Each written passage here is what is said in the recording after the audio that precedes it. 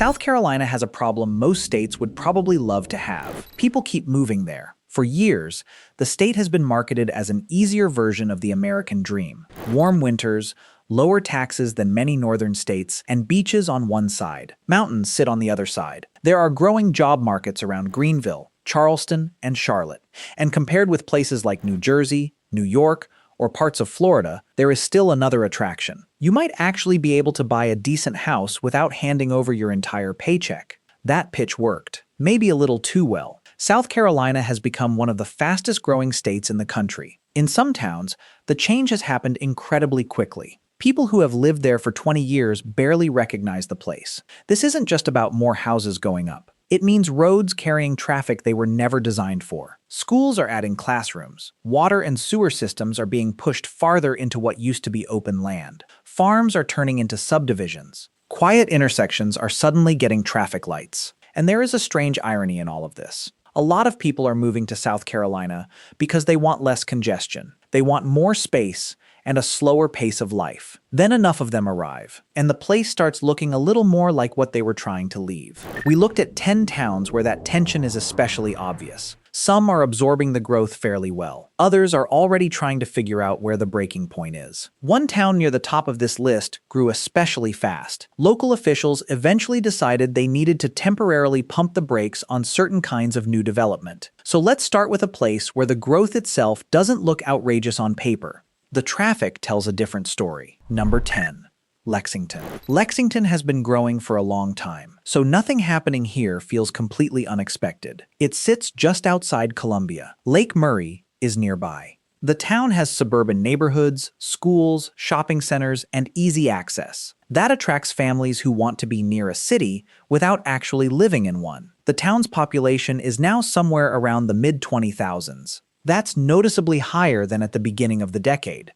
It isn't an explosive increase compared with some of the places coming later, but Lexington has something those population numbers don't really capture: traffic. Anyone familiar with the area knows certain stretches can feel far more urban than the town's population would suggest. And that makes sense. The people using Lexington's roads don't all live inside Lexington's town limits. Thousands more live in subdivisions, spread across the surrounding county. They funnel toward the same shopping centers, schools, highways, and commuter routes. So the town has been spending money trying to stay ahead of it. Traffic signals have been upgraded. Road projects keep appearing. Developers are being asked to contribute toward transportation improvements. And still, the basic math is hard to escape.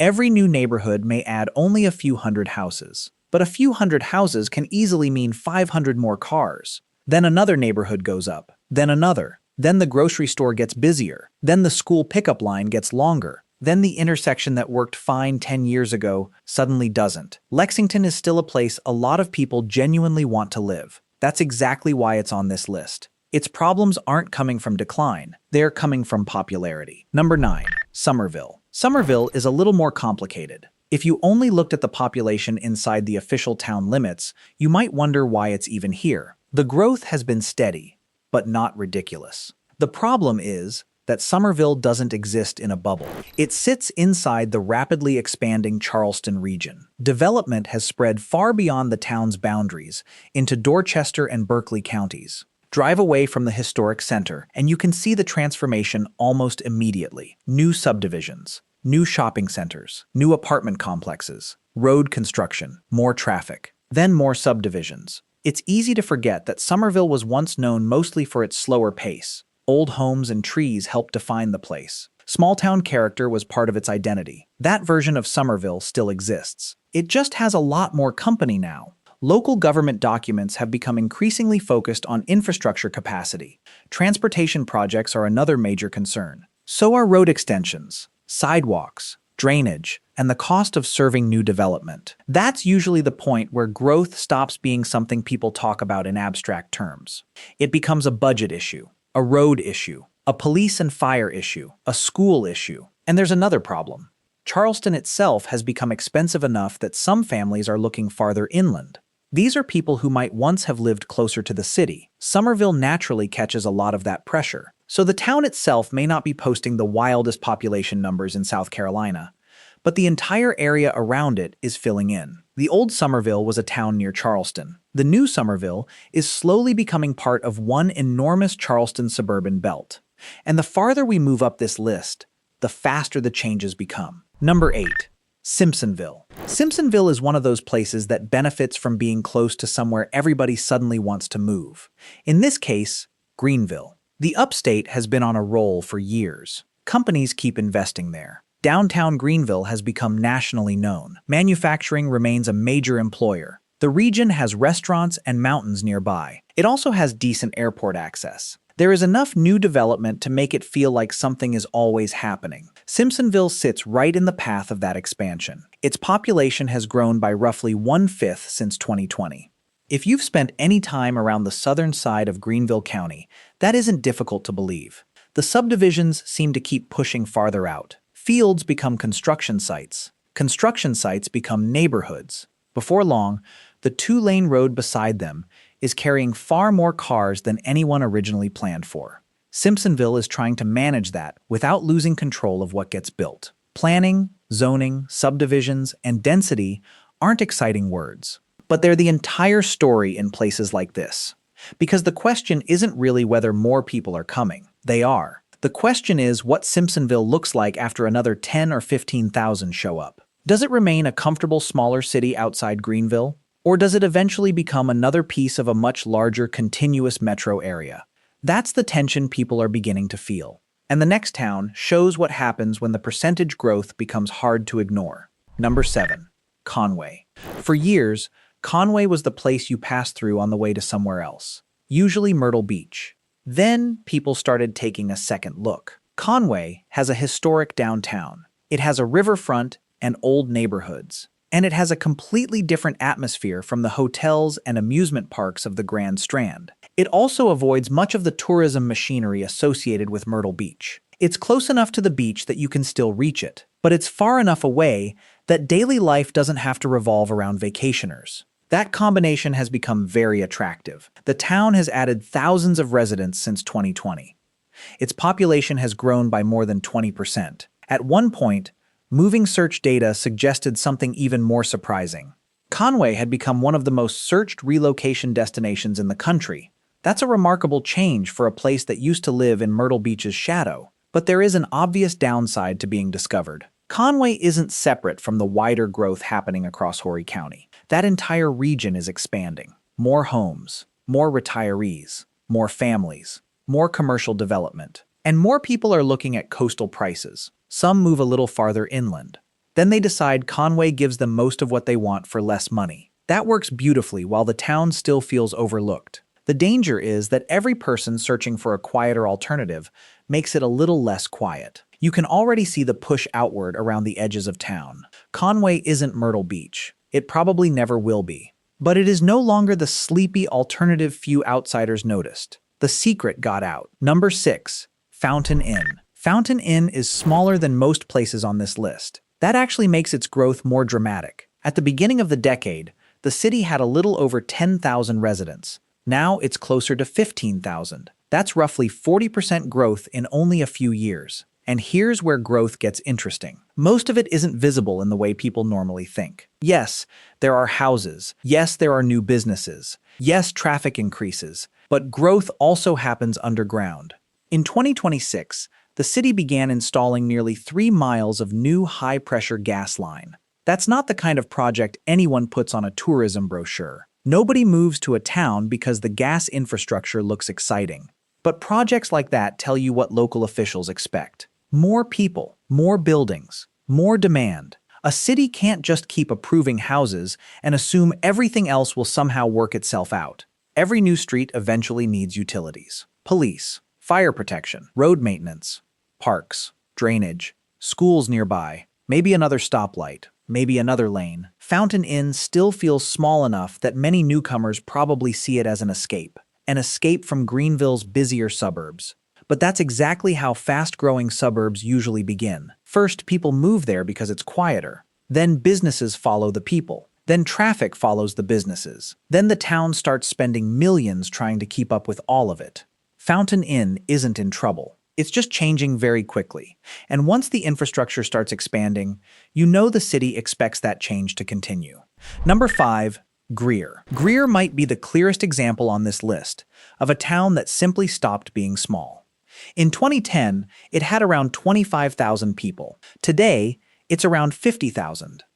That's not a growth spurt. That's a transformation. And Greer had almost everything working in its favor. Greenville on one side, Spartanburg on the other, BMW and the surrounding manufacturing network, the inland port, interstate access, a revitalized downtown, jobs, new restaurants, new housing. For years, people who wanted access to the upstate economy could look at Greer and think, why not? Apparently, a lot of them did. By the end of 2025, multiple subdivisions were under construction. Hundreds of lots were in the pipeline. New multifamily projects were preparing to bring even more residents into the city. Greer now publishes development information, so residents can see what's happening. They can follow annexations, rezonings, and proposed projects more clearly. That's actually a pretty important sign. People want to know what's coming next. Is that field becoming houses? Is that road getting widened? Are apartments going up behind my neighborhood? How many more cars is this going to bring? Those questions become common when a city changes as quickly as Greer has. And to be fair, Greer has handled a lot of the growth well. Downtown is more active than it used to be. Investment has brought amenities that residents didn't have 20 years ago. More growth also means more jobs and a larger tax base. But there is no getting around the scale of what happened. Greer used to be the smaller place between Greenville and Spartanburg. Now it's increasingly a destination of its own. Number 4. Bluffton. Bluffton may have the strangest identity crisis on this list. Mention the name, and a lot of people picture the Lowcountry. Live oaks, old homes, porches, the May River. A small historic district that looks like it belongs on a postcard. And that's all real. But modern Bluffton is much, much bigger than that image. In 2010, the town had roughly 12,000 residents. By 2020, it was above 27,000. Now the estimate is somewhere around 37,000. In other words, Bluffton has almost tripled in size in about 15 years. That's enormous. And much of the newer Bluffton doesn't look anything like the old center. There are master-planned communities. There are retirement developments. Shopping centers have spread outward. Newer subdivisions cover areas that looked completely different a generation ago. The attraction is obvious. You're close to Hilton Head. Savannah isn't far away. The weather is mild. The Lowcountry has a reputation people are willing to pay for. And unlike some beach communities, Bluffton still gives residents a different feeling. It feels like a real town rather than a resort. But maintaining that feeling becomes harder every year. The town now has to think seriously about transportation. Stormwater is another concern. So are sewer systems, affordable housing, parks, and the shape of future development. And this is where growth gets emotionally complicated. People didn't move to Bluffton because they wanted it to become a giant suburb. They moved there because they liked Bluffton. But if enough people make the same decision, the town has to change to accommodate them. That's the paradox.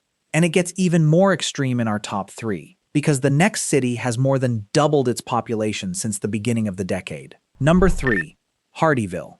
Hardeeville's numbers almost look like a mistake the first time you see them. Around 2020, the city had roughly 7,500 residents. The latest estimate puts it at more than 16,000. That means the population has more than doubled in about 5 years. Now, small cities can produce dramatic percentages more easily than large ones, so you have to be careful with numbers like that. But Hardeeville isn't some statistical fluke. The entire area around it is booming. Hardeeville sits in Jasper County. It's right between the Savannah area and the southern South Carolina Lowcountry. Jasper County itself has recently ranked among the fastest-growing counties anywhere in the United States. And once you look at a map, the reason becomes pretty clear. Savannah is expanding. Bluffton is expanding. Hilton Head remains expensive and desirable. Developers need land. Hardeeville has land. Lots of it. The city has been preparing for major development for years, That preparation includes annexations and large planned communities. And then there's Interstate 95. A massive widening project near the Georgia border is changing one of the busiest transportation corridors in the region. For decades, plenty of travelers knew Hardeeville mostly as a place they passed through on the interstate, gas station, fast food, then keep driving. That description is becoming outdated very quickly. The city is increasingly part of a larger growth corridor. That corridor connects Savannah with the southern lowcountry. That brings opportunity. It also brings a difficult question. How does a place designed for a few thousand people become a city for 20 or 30,000? And how does it do that without losing control of the process? Hardeeville still has room. That's one advantage. But doubling your population in 5 years changes almost everything. The roads, the schools, the utilities, the politics, even who the town is for. And Hardeeville may still be near the beginning. Number 2. Moncks Corner. Moncks Corner used to feel pretty far from Charleston. Technically, it still is. But in a fast-growing metro area, distance doesn't mean what it used to. As development moves outward, yesterday's faraway town becomes tomorrow's suburb. Moncks Corner is living through that transition right now. Its population was somewhere around 13,000 at the beginning of the decade. The latest estimate is above 20,000. That's more than 50% growth. And this time, we don't have to guess what residents are noticing. The town created a traffic calming program. Neighborhoods were dealing with more speeding, more vehicles, and more congestion. Residents can ask for things like speed humps. They can also request other measures on streets never meant to carry so much traffic. That detail matters more to me than the population percentage, because that's when growth becomes personal. A statistic doesn't wake you up at 7 in the morning. A line of cars outside your neighborhood does. A statistic doesn't make it harder for your kid to cross the street. Traffic does. And around Moncks Corner, larger roads are being widened and redesigned. The surrounding parts of Berkeley County keep filling in. The town is caught in the same situation we've seen again and again. People want access to Charleston. They don't necessarily want Charleston prices. They don't necessarily want Charleston traffic or Charleston density either. So they move farther out. Then businesses follow. Then builders follow. Then traffic follows. Eventually, the place that felt far away doesn't feel far away anymore. Moncks Corner is still recognizably Moncks Corner, but it's being pulled into the Charleston region, whether residents like that idea or not.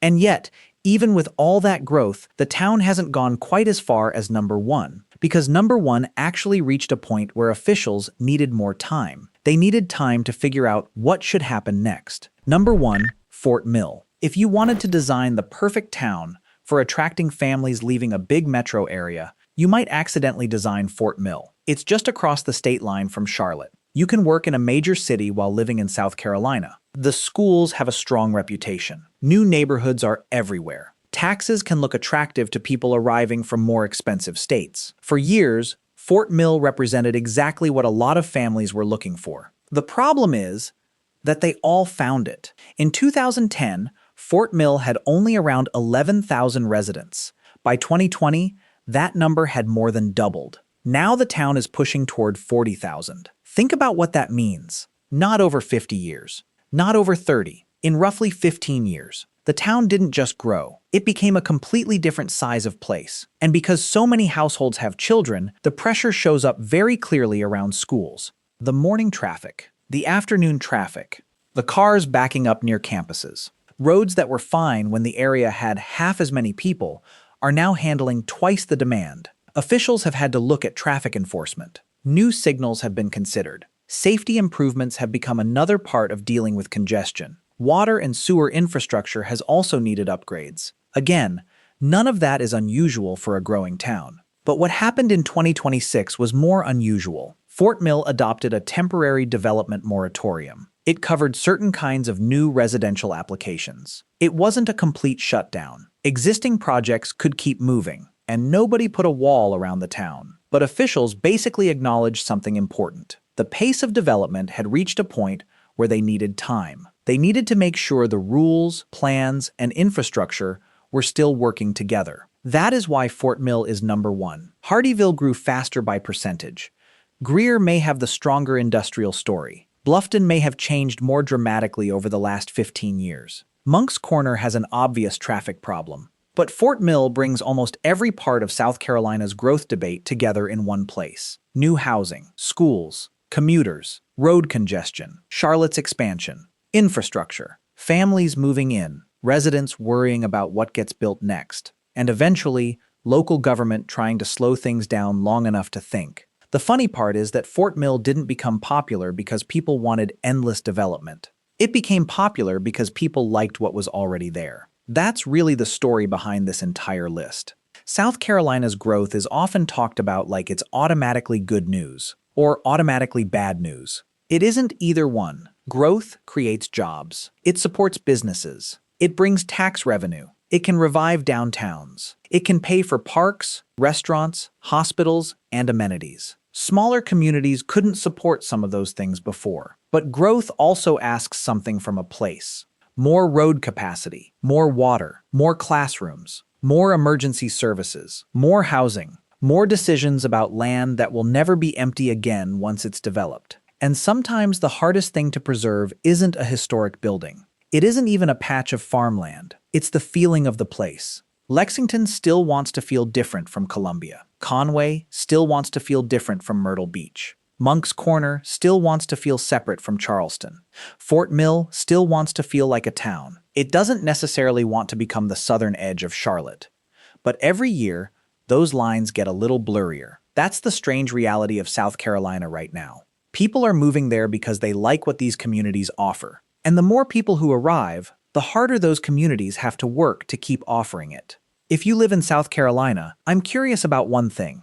Which town do you think has changed the most in the last 5 or 10 years? Not necessarily for the worse. Just changed. Tell me in the comments, because there are plenty of towns we couldn't fit into this list. And if you like this kind of look at the places changing underneath the headlines, subscribe. Because South Carolina isn't done growing. Not even close.